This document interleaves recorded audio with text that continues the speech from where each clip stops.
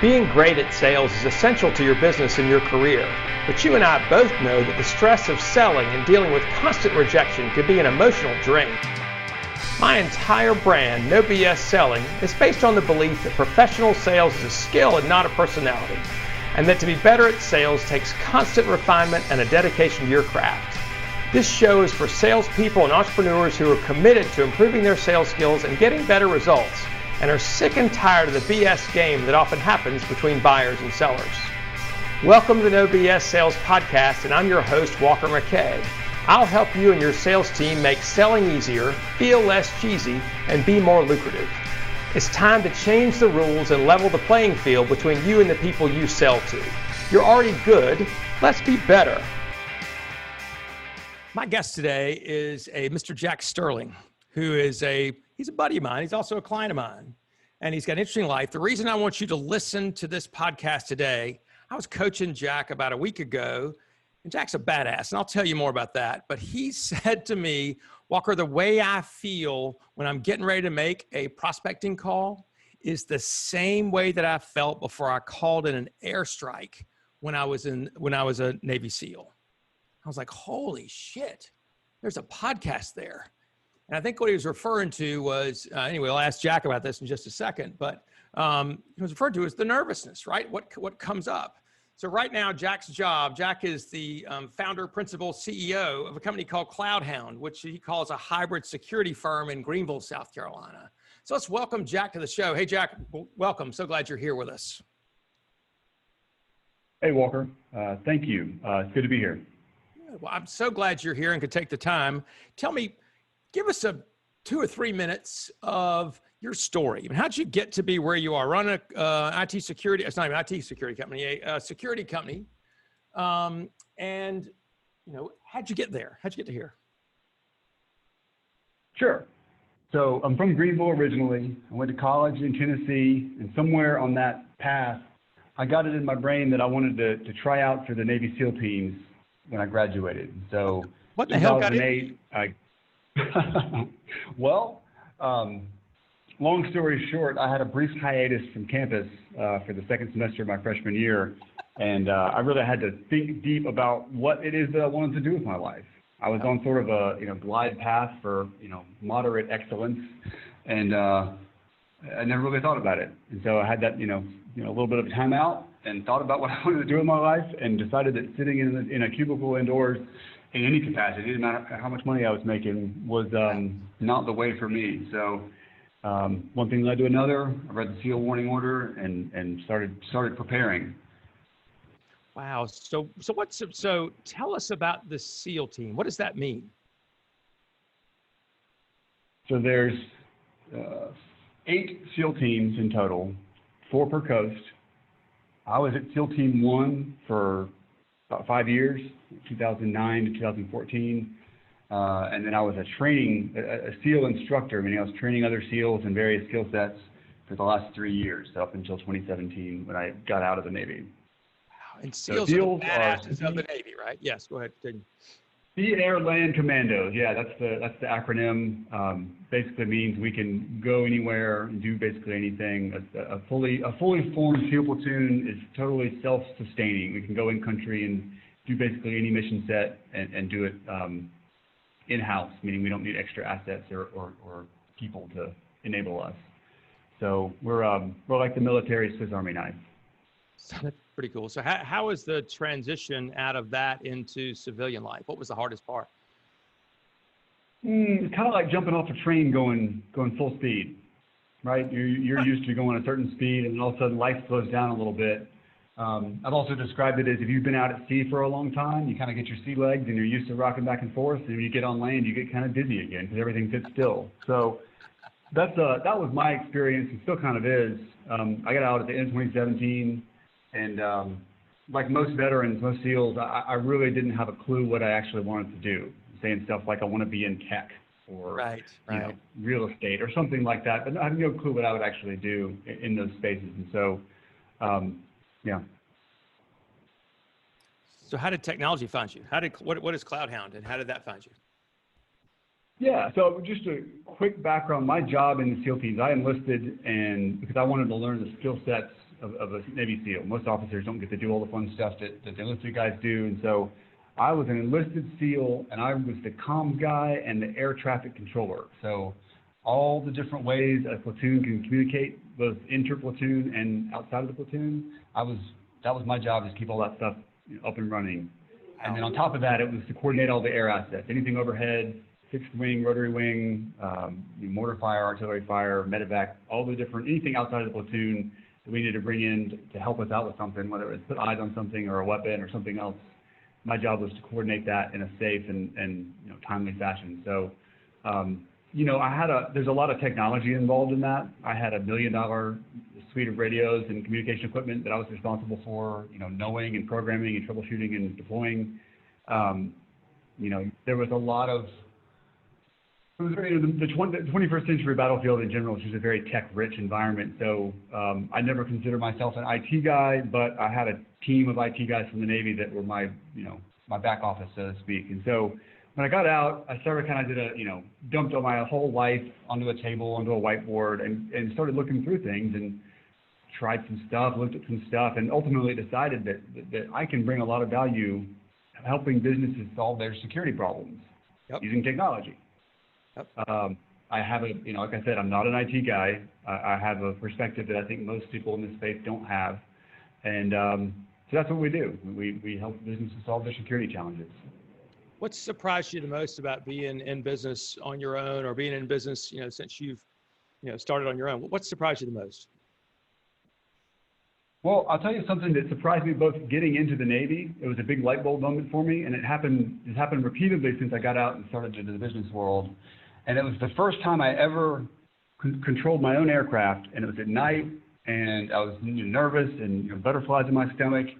And I gave the aircraft some restrictions. I said, you need to come in from south to the north, at 10,000 feet, and you need to drop your bomb when I say go.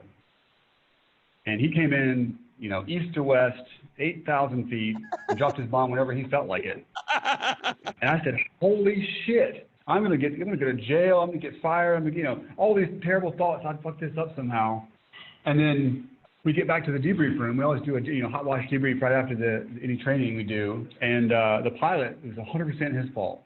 F-18 pilot, it's his first time flying at night. And I thought, I had this big idea that if you're flying a Navy jet, multi-million-dollar jet at night, dropping bombs, and you've got to be the best in the world and basically perfect and, impeccable. Yep. And that couldn't be further from the truth. And so realizing that, the SEAL teams, we have a kind of a funny in-house saying that we say, we're the least bad at combat out there. Everybody sucks. We're just the least bad. Because it's like baseball. If you're batting 300, you're killing it. You're still swinging out 70% of the time.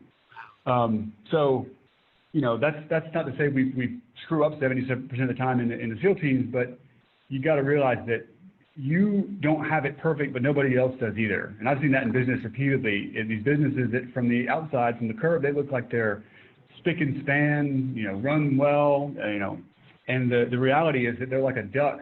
And on the surface, they're super calm and look collected. And under the water, their little fins are just paddling as hard as they can just to stay afloat. Sometimes even they're not paddling very hard. They just don't care that they're not very good. It's really interesting that you say that. That's one of the things I noticed too, is that a lot of, I might go by a company or talk to somebody and they'll say, oh yeah, we're freaking great at that. We're blah, blah, blah. And if you dig in a tiny little bit below the veneer, you realize maybe they don't know it. Maybe they do, but they're fucked up as football bats in there, right? They're not doing the right thing. They got a mess. They're scared, and they're just humans. Like everybody else. Everybody's got issues. Everybody's got problems. Everybody could be better. That's pretty freaking cool. So let's talk about what you told me that day on the phone, where you said to me, making a cold call or making a prospecting call feels to me the same kind of, I don't know if you said nervous anxiety, but the same feelings I had before I called an airstrike. What does that mean? Yeah. So, anxiety and nervousness, that's something that we were trained on constantly early in the SEAL selection process, as well as once you get to the team, because it's a huge mental game, right? Controlling your mental self-talk and controlling the stuff going on between your ears. That's what makes SEALs SEALs. You can be in shape, you can be the fastest runner, you can do 1 million push-ups, all that stuff. That's kind of the barrier for entry. But the thing that separates who can do the job and who can't is not physical fitness. Everybody that shows up to BUD/S is super fit. You know, they're top 0.1% in terms of fitness, but it's the mental game that separates people. And so, you know, if you're going to do something, whether it's start a podcast or make a really big a phone call to a prospect or an angry client or something, you know, you get nervous beforehand. You think about all the things that could go wrong, and have I prepared enough, and what happens if they say no, or what, you know, if this goes sideways. I mean, all those things go through your brain. And I've noticed in, you know, the couple of years that I've been in the business world that my physical and physiological response is almost identical to getting on the range, getting on the radio, controlling an aircraft, you know, standing on the doorway, you know, open door of an airplane at, you know, 15,000 feet and getting ready to jump out. I mean, the feeling is identical. Wow. You know, if I closed my eyes, I couldn't tell the difference between being about to jump out of an airplane and about to call somebody about a phone system. So you mentioned something though. You said the difference, you know, and I recognize this, that it is just table stakes. It's the basics to be a SEAL, that you've got to be absolutely, you know, top 1% of physical fitness in the world. But then you said the differentiator is the mental toughness. Is that something that people are born with? Is that something that they develop over time? Is that something that the SEALs have a methodology for doing? How do you create that? That's a really good question, Walker. And if you have the answer to it, I think the Navy would love to know it, because they have, you know, that's a problem for recruiting. You know, how do you recruit the right people? How do you reduce the rate of dropouts? Yep. You know, voluntary dropouts, people that cave mentally. You know, I think it's probably a little of both. I think some people are just wired a certain way that the harder you hit them, the more they smile and laugh, and that you can't really teach that. No, right. I think, but on the same, you know, on the flip side, I think experiences and the way you live your life and the way you handle adversity, we've been taught to handle adversity, makes a big difference too. You know, if you've always been kind of coddled, and, you know, one of the weird things I noticed was in BUD/S that, you know, we were ranked, you know, top to bottom in terms of physical fitness. And the guys that were at the very top, you know, 5-10% of the class, they're, you know, collegiate cross-country runners or Olympic swimmers, or, you know, people that are just D1 football players, guys that were just physical specimens. More often than not, those guys that were outliers physically went away. Whether they couldn't pass another, so the swimmer couldn't pass the run, the bodybuilder couldn't pass the run, the short guy who can do 1 million push-ups can't do the obstacle course because his arms aren't long enough. I mean, but what I think was happening was people who are used to being the top of the podium, you know, winning everything, being the best at everything, you're gonna fail. You're gonna fail a lot going through that training and process. And they start to fail, and they start to tell themselves the stories like, hey, maybe I'm not coming out for this. Maybe it's not for me. Maybe I'm not good enough. Versus the guy that's, you know, like I was average. I was an average athlete at BUD/S, and I failed my first 6 swims. I had a really hard time swimming in a straight line in the ocean, and I was like failing everything. I was failing swims. I dropped out of some runs. There was just, you know, failure after failure after failure. But I didn't ever give it up. I didn't ever stop. I just kept working at it and trying to get just good enough to pass the next thing. And, you know, 6 months later, I was still standing, and all those dudes that had been way faster than me at different stuff were gone. So, so is that something that, was there I'm wondering, was there someone there who would encourage you almost as a mentor, or was it all, you know, fuck you, we're trying to get you out of this. If you can't handle it, you're done? Was it just you, or was it other people helping? You know, it was mostly the instructors there to facilitate you beating yourself. I mean, that was most of the guidance they gave you, was here's how you carry this heavy log for the next 2 hours. But we did have regular mental resiliency, arousal control type training. We had a Master Chief SEAL who came in. He was kind of retired, and this is kind of the last thing he was doing, mentoring young tadpoles at BUD/S. Yeah. And he gave us a whole bunch of tools for our toolbox for how to navigate those, you know, swirling mental, all those thoughts we had going through our head. And if you want, I'll give you an example. It's the one that I used, the one time that I really seriously considered quitting. So, So BUD/S is 6 months long. First phase, second phase, third phase, 6 months. This is the SEAL school, right? And this is in Coronado? Yep. Correct. So Basic Underwater Demolition SEAL is the BUD/S acronym, and that's Coronado, California. That's the selection process. You know, it's the crucible of, you know, can you deal with all this BS? So it's week 1 of BUD/S. We've had 5 weeks of orientation, which is how you learn to beat yourself up, and then week 1 is when you start beating yourself up. So week 1 is going on, and the normal schedule is like 5 a.m. to 5 p.m. You're up at 5 doing your first thing, whether it's a run or swim. Then you're done at 5. You got to clean your gear, clean your stuff, prep for the next day, and then you go to bed. Thursdays in BUD/S are different. Thursdays, you get up at 5, you do all the same stuff, but then you get done with dinner, you go back out and do another night evolution. So this is our first night evolution of a 6-month, you know, week 1 of 6 months. Oof. We're doing what's called a box drill. So we're going, you know, big boxes out to sea with our boat, you know, dump it, flip it over, come back in, running around the boat, you know, beats with our boats on our heads. And it sucks. You're wet, you're sandy, you're cold, it's night, you're tired. And I'm thinking, I haven't passed a swim to this point. I'm going to get beat for that tomorrow. I'm going to swim first thing tomorrow morning. We've got a room and uniform inspection, and there's about a coin flip that you or someone in your room will fail, which means you all fail, and you know, get beat for that. And it's, like I said, week 1 of 6 months. So I'm sitting there thinking, okay, this is, I've fucked up here. Yeah. And one of the things about Coronado is where it's the approach, there's an airfield on the north end of the island, so that Navy F-18s were doing their carrier touch and go qualifications. So to qualify to land on a carrier, you have to land on a static airfield a couple times first.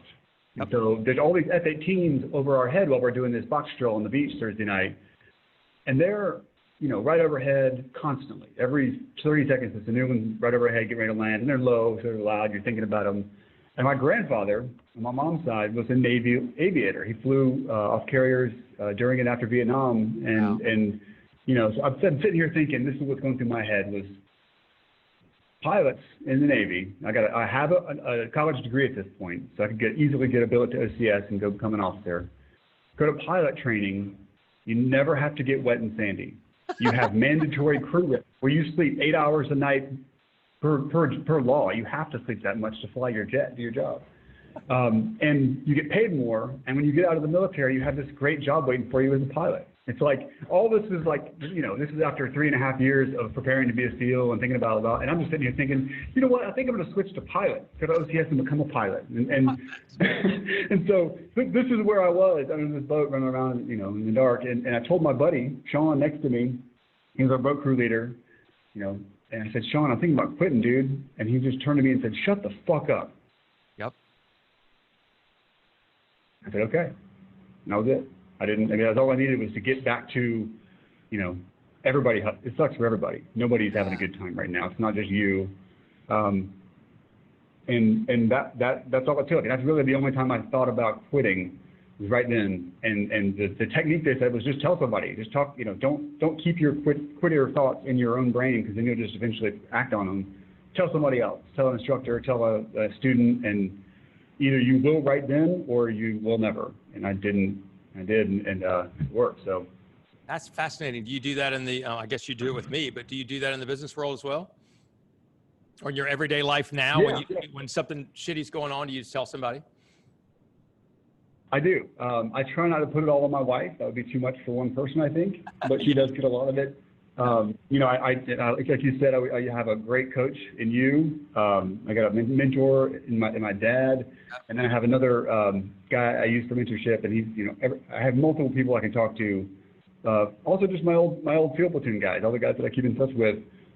You know, just reaching out how they're doing, telling them what's going on with me, and that's very cathartic and you know, healthy. I also talk to my therapist a lot. You have multiple people like I do. So, well, tell me something, Jack. Yeah. I mean, so now part of your, I mean, you do this security stuff, and you tell, it's funny, you were talking with me this morning, you said people just think I'm an IT guy. I must be telling people wrong. And Jack does everything, you know, safety on the internet is a part of it, but it's also perimeter security. It's, you know, people that want to break into your office or your, you know, whatever. How do you protect all that stuff? But you got to go sell it, because that's something that maybe the people that don't have it don't think they need it. If you need it, it's expensive as hell. And if you need it and know it, you've already got somebody doing that. And then so you decide it'd be a great idea to get in and go sell that stuff, go sell into that, right? Yep. So how does somebody like you, and we've been working together for a while, but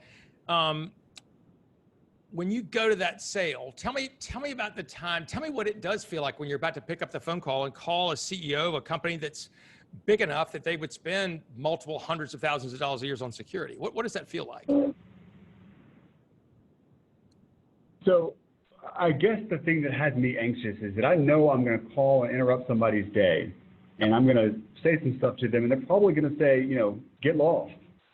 And that generally is just something that, I guess it's fear of rejection. But in the SEAL teams, there was no, you didn't have to sell yourself. You are trained, you have a job to do in a role on a team, and you go down range for a specific mission, and you're doing that mission. And if I was to pick up the radio and coordinate an airstrike, I knew exactly why I was doing it, and I didn't have to sell it to anybody. Yep. I already had kind of the buy-in from the boss. He was the one usually ordering the airstrike. So it's just a different feeling that I'm going to potentially or likely face someone who's not interested or already has it. And it's just a new wrinkle for me. It's interesting. I was sitting here listening to you talk about that, and you and I have talked about this before. Almost by definition, prospecting is interrupting. You're gonna interrupt the people right. that you talk to. That's what we're supposed to do. That's our job. You said as a SEAL, you're given a mission and you go do your mission. You finish your mission. You have to sell to anybody. And as you said that, I thought that's not a lot different than the sales business done correctly, because your mission is to get in touch with people and see if there's a gap between where they are and where they want to be that you can help them fix. If the answer is no, you still go on your mission. Does that make sense? Yeah, that's a good way of looking at it. As opposed to, I'm only successful if I, quote, sell this guy, which, I don't believe you can sell anybody anything. I think you can have conversations with people and see if they need some help. But if you look at it and you say, my goal of this is to talk to 5 people today and have a conversation and see if they need my help. And that's my mission. And whether they say yes or no, whether it's the bad guy shows up or not, I've done my mission. As opposed to putting all of our stock, all of our eggs in the basket of, I'm only a good person if somebody wants to buy from me and then does. Does that make sense? Right. Yeah, no, that's a good, it's a good way to frame it. One of the things I still talk to salespeople about is that the victory is in getting a yes or no. And you tell people at the beginning of your meeting or whatever, why don't we figure out whether or not we should do this? And if at the end of the call, you're not sure you want to do this, we'll just call it a no. And so then, and you can't control whether somebody says yes or no. So the victory is getting a decision. You can't even control if somebody picks up the phone and answers, or if you've interrupted them, or if their mother just died, or if whatever is going on in their life and they're rude to you. But you can't, but the only thing you can control is if somebody can't or doesn't say yes, then we just call it a no and we move on. How long have you been selling, Jack? 3 years? So I started this business, CloudHound, at the beginning of January 2018, so 2.5 years. What surprised you the most? I guess that security didn't just sell itself. Right. You have people that, I'd heard the adage of you can bring a horse to water, but you can't make him drink. I've had prospects that were in the middle of a security breach. They did not have a security person on staff, and they didn't know what to do, but they didn't want to look at even a quote from what I had to offer to fix it. Tell me a specific story about that. I'm assuming, so you get there, you've got somebody who's in desperate need, but tell me that story, the one you thought you had and it went away. Well, it's still, I've stayed in touch with them, and they keep telling me it's a priority, but they haven't acted on it yet. And in the course of the 1.5 years I've known these guys, they've been breached 3 times. The first was a vendor they fired, their IT vendor they fired, who still had access to the network and was doing some nefarious stuff because he was mad. The second one, about 6 months later, was the Iranian National Guard hacker unit encrypting files on their network. And the third was a phishing attack where they got someone in their C-suite clicked on a bad email, bad link, and opened up some malware on their networks. And so I actually started getting phishing emails from the guy's email address. And so all of those things happened. And every time I came back and said, what are you guys doing to fix this? And they said, well, I don't know, we think we got it. We just kind of deleted and went to backups and went to back up and running, and have basically changed nothing since I've known them. What's been the impact of those things? Has there been any impact of those breaches other than just having to, switch it off and change backups? Downtime, lost business, lost revenue, loss of faith with customers or creditors. Did they tell you those things, or just things you imagine? I know they've had downtime because of it. I'm assuming they've had lost business. They're considered essential. They're not Port Authority, inland port infrastructure, I think. Yep. So third-party logistics company, and they're, I guess it just doesn't seem like a big enough issue to really get them to move the needle and make a change. They haven't said any other pain than the downtime that it's caused. So, and I don't mean to, how much, when they told you about the downtime, were you able to, they give you a number, what they thought that might have cost them? They had an estimate, but again, they, once we started talking to price and solutions, they were kind of, they just kind of stiff-armed me the whole time. So I wonder what we missed with those guys. What do you think you missed? Sometimes, it's hard as a sales guy, right? You go in and you find out that somebody's really got a pain that we look at them and we're like, holy shit, if this were me, I'd have to fix this. But somehow they don't see the same importance. What do you think you missed? I don't necessarily know that it was something that was missed. What I've been trying to do in terms of reframing things in my mind is, I went from a place where I was, one of the world's, I don't say one of the world's foremost experts, but, probably in the dozens or low hundreds of people that did what I did, in the military, not just being a SEAL, but being an air traffic coordinator and an evaluator and all that stuff. So I went from a very high proficiency, technical skill set to, really a guy who's just a salesperson. I say just a salesperson as nice as I can, but never am I the person who's going to actually solve the problem. I don't actually have the expertise or the training to do the things that I'm selling. Yep. And so I've got a sense of inferiority. I've got a sense that I'm not good enough. And I find myself asking myself, am I the right person to do this? Yeah. Am I good enough? Am I qualified? And what I've been trying to do is, because I know that shows through to my customers and prospects that, Jack's not really certain if he's competent, basically. Is this my cue to tell you to shut the fuck up like your buddy did on the beach when you were doing basically. So it's my own cue to tell myself to shut the fuck up. And the cue is, instead of saying, am I good enough, it's saying, I am good enough. I am qualified. Yep. I am the guy to fix this problem for you, and have that belief in my own head when I go into a prospect call. There's a model, and I'm probably going to butcher it because we're doing voice and I can't show you a picture, but it was another Bud's trainingism for how to, the anxiety model, and there's 4 corners. There's a box with 4 corners. The lower left is low anxiety, low confidence. And that's someone who's given up on life, right? They're not worried about anything, probably like, Jimmy Buffett sitting in Margaritaville, couldn't care less about anything, but also not confident that he can do anything to fix it. Yeah. The high confidence, low anxiety person is a loose cannon. There's someone who thinks they know how to solve everything, but they're completely incompetent, and they're going to get somebody killed. The high anxiety, low confidence person is basically paralyzed by fear. They don't have any thought that they can solve the problem, but they know how big the problem is, and they just can't fix it. They're paralyzed from anxiety. And then the final quote in the top right box is high confidence, high anxiety. So someone who recognizes the dangers, recognizes the challenges, how hard it's going to be, but they also have full faith in themselves and their team that they're going to come through it because of their training and preparation. And so I was there. I was a top right box person in the SEAL teams. I was very confident in my job. I knew my team knew their job. We trained, we rehearsed, we practiced. You put the blood, sweat, and tears into it. And I had a high anxiety level too. I was always very nervous and very, and that's a good thing. If you're not anxious about something, especially something high risk like that, you're going to get somebody killed or get yourself killed. You're going to miss something. You're going to, make a oversight. And so when I left, I entered the high anxiety, low confidence zone.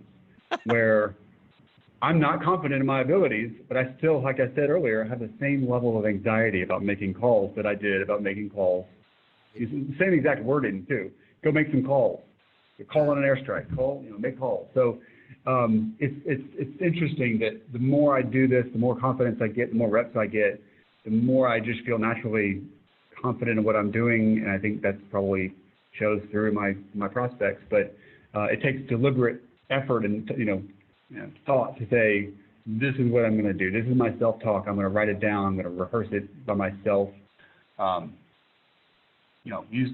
Another tool we use is a mantra or mantram, something that you repeat or utter or just think to yourself.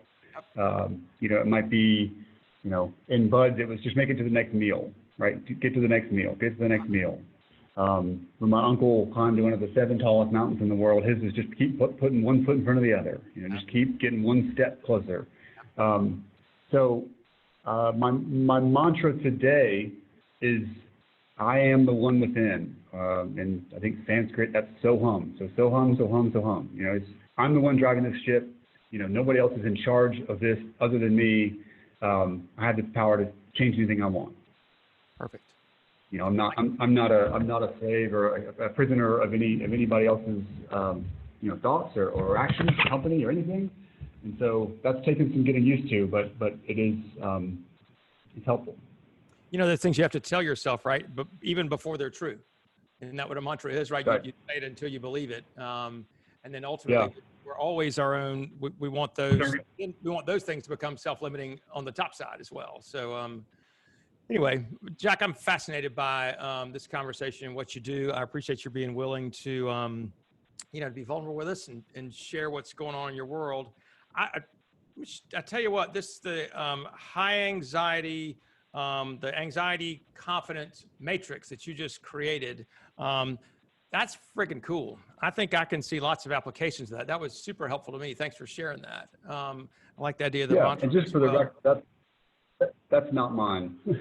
That was a Field Master Chief who gave us that model. I can't take credit for it. It's okay. On the off chance that he hears this podcast, I don't want him on his bad side. No, I completely understand that. Well, understand after you've heard something a couple of times, it can become yours. Nobody owns ideas. So I'll take that. So, Jack, how would people find you if they want to have a conversation or know more about what you did? Sure. So my email is jack.sterling@cloudhound.us. Cloudhound.us is our website. Find me on LinkedIn, Jack Sterling, and that's pretty much it. I don't do much social media beyond that. Got it. So, Jack, thank you so much for being there. Guys, reach out to Jack. He's a freaking super guy. He's great, very helpful. And he's a kick-ass at what he does, despite his humility. I want to remind you guys about the No BS Sales course. It is if you want to learn how to sell in a way that's not cheesy, without any pressure on anybody, and a system and process to follow, where you can get in front of more people than you ever imagined. You can disqualify people that were not going to buy from you in the first place, do that quickly so you're not chasing them, and close deals faster that you were supposed to get at higher margins. Check out my course, the No BS Sales System course. You can find it on my website at walkermckay.com. It's up at the top. Click the button there. Go to the website, check out the course, buy it. You'll be glad you did. Jack, thank you so much for being on the show. You're a great guest and a great guy, and I appreciate you very much. Thank you very much, Walker. Look forward to talking soon.